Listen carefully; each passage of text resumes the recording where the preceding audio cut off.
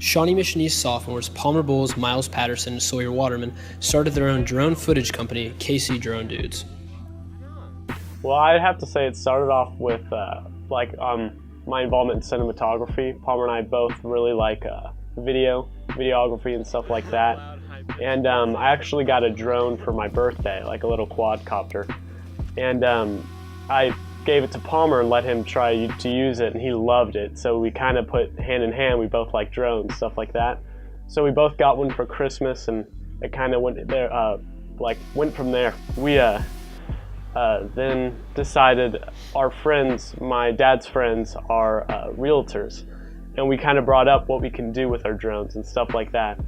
And they actually gave us the idea, hey, we kind of want pictures and stuff like that. So then we kind of looked into it. We saw there was a real market for it, especially in KC. So that's when we contacted Bash to see if our idea could really come to life.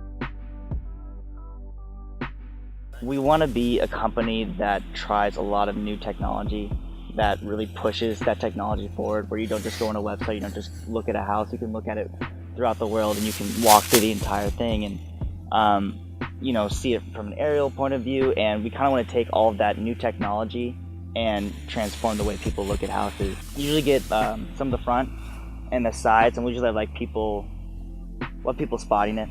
But really what you need someone spotting, and you also need people circling the house. And there's lots of different shots, so you can get, I think there's a front shot going out, and then there's a circle shot, and there's one where you kind of go close to it and you go over. And there's just different key aspects of the house that we have to find too. So we've done houses with really pretty balconies, and we want to get that, and that's the big point.